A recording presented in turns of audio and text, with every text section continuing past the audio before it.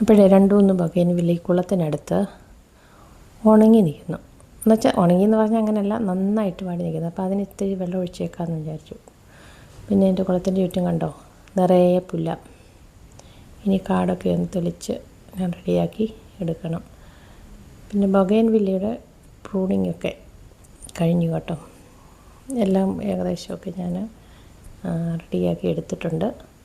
പൂക്കളിങ്ങനെ ഉണ്ടാവുന്നുണ്ട്. പിന്നെ ഇടയ്ക്ക് നനച്ച് കൊടുക്കുക. ഇനിയും കുറച്ച് വളമിടണം. വളമിടുന്നത് ഇനിയും പറ്റത്തില്ല. അപ്പം നാളെ കഴിഞ്ഞ് സമയം എടുത്ത് വളമിടണം. അപ്പം അതിന് വേണ്ട സാധനങ്ങൾ വാങ്ങിക്കുകയും ചെയ്യണം. അതാണ്.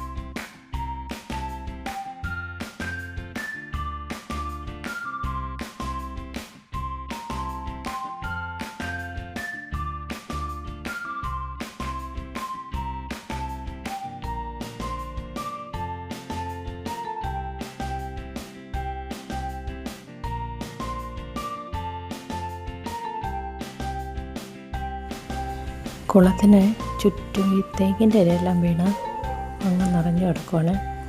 കുളത്തിനകത്തും ഒക്കെ വീണിട്ടുണ്ട്. ഇനി അതെല്ലാം പെറുക്കി കുളത്തിനകത്തെ പായലും എല്ലാം മാറ്റി നന്നായിട്ട് വെള്ളമൊക്കെ ആമ്പലിനൊക്കെ ഇത്തിരി വളമൊക്കെ ഇട്ട് കൊടുക്കണം. ആമ്പലിന് വളം എന്താ ഇട്ട് കൊടുക്കുന്നത്? സാധാരണ ഇതിൽ പിന്നെ ശകലം DAPയും പിന്നെ ചാണകവും പൊടി പിന്നെ കുറച്ച് എല്ലുപൊടിയൊക്കെ കൂടെ ഒരു കിഴി കെട്ടി അതിൻ്റെ അകത്ത് ഇടുക എന്നുള്ളതാണ്.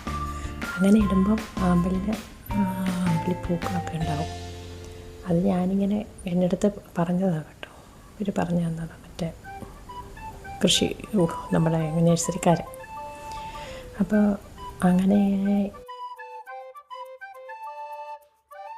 ഞാനിപ്പോൾ എൻ്റെ ടൈഗൂവിനെ ഞാൻ അഴിച്ചു വിട്ടായിരുന്നേ. അവന് വന്നു. ഇനി അവന് മാറ്റിച്ചിരുന്ന് കളിക്കാം നമുക്ക്. അവന് ഭയങ്കര ഇഷ്ടമാണ് കളിക്കുന്നത്. അവനുമായിട്ട് നമുക്ക് കളിക്കാം.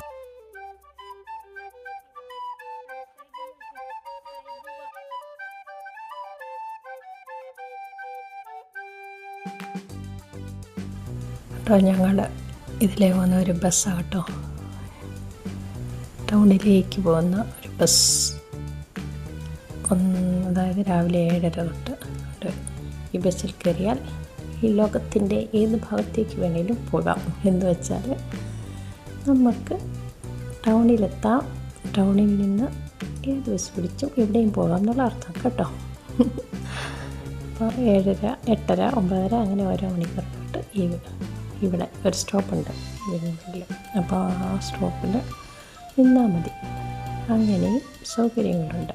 അങ്ങനെ ഞങ്ങളുടെ റോഡൊക്കെ നല്ല ഭംഗിയാക്കി നല്ല ടപ്പനാക്കി കേട്ടോ. അപ്പോൾ അതുകൊണ്ട് നല്ല രസമാണ് റോഡിലൂടെ വണ്ടി ഓടിച്ച് പോകാനായിട്ടൊക്കെ. അങ്ങനെ ടൈഗുമായിട്ടുള്ള കളി ഇങ്ങനെ പോവാണ്. ഞങ്ങൾ ഓട്ട മത്സരം നടത്താൻ പോവാണേ. കണ്ടോണേ.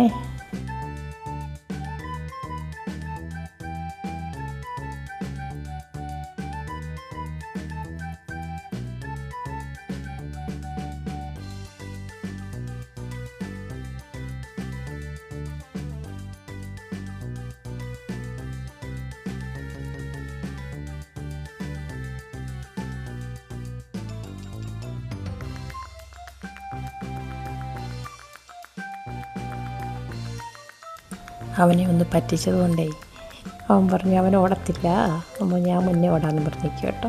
അവനോട് പറഞ്ഞ് നേരെ നിൽക്കണമെന്ന് കേട്ടോ. നിൽക്കത്തില്ല.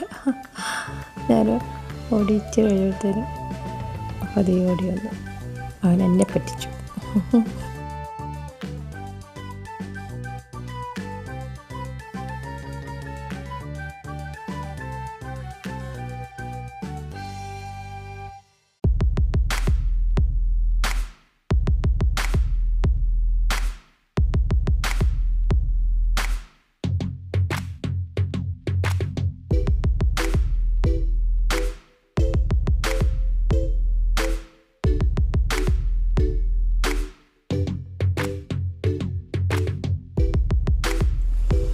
നിങ്ങൾ ഓർക്കുന്ന കാണും എന്ത് ഈ മേലോട്ട് നോക്കിയപ്പോഴേക്കും ഈ പേരയിൽ എപ്പോഴും പേരയ്ക്ക ഉണ്ടാവും കേട്ടോ.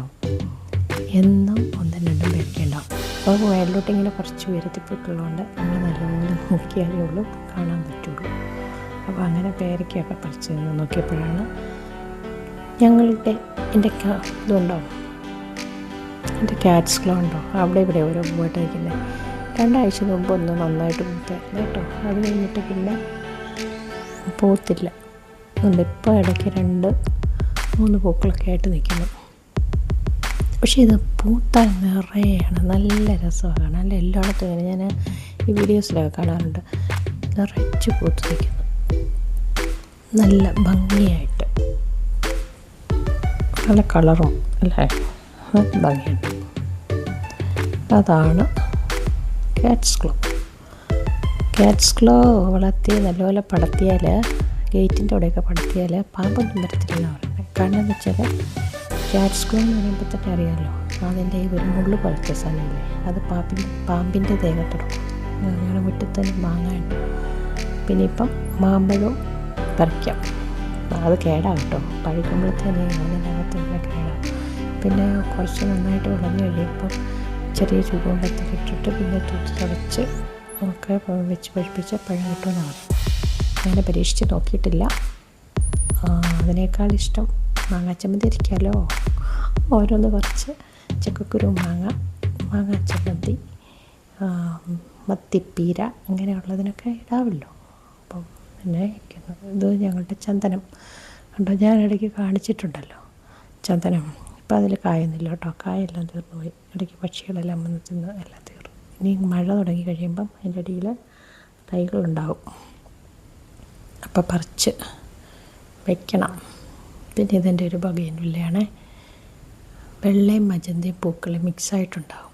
അതിൻ്റെ ഇലയ്ക്കും തന്നെ ഒരു പ്രത്യേകതയുണ്ട്. അതിങ്ങനെ നിലത്ത് നട്ടിട്ട് ഞാനിങ്ങനെ റൗണ്ട് ഷേപ്പിലൊരു കമ്പിയൊക്കെ കൊടുത്ത് നിർത്തിയേക്കുന്നതാണ്. പക്ഷേ ഇനിയും കട്ട് ചെയ്യണം, അത് കട്ട് ചെയ്യാൻ കിടക്കുക. പിന്നെ ഈ കോളാമ്പി പൂവില്ലേ, ഒത്തിരി പൂക്കളുണ്ടായില്ലെങ്കിലും ഇതിൽ വലിയ പൂവാണ്. ക്യാറ്റ്സ് ക്ലോയുടെ തന്നെ വേറൊരു ടൈപ്പ്, ഇങ്ങനെ പടർന്ന് പൊങ്ങുന്ന. അങ്ങനെ ഓർത്തപ്പോഴാണ് മേലിലോട്ട് ടെറസിലോട്ട് നോക്കിയപ്പോൾ അവിടെ മുന്തിരി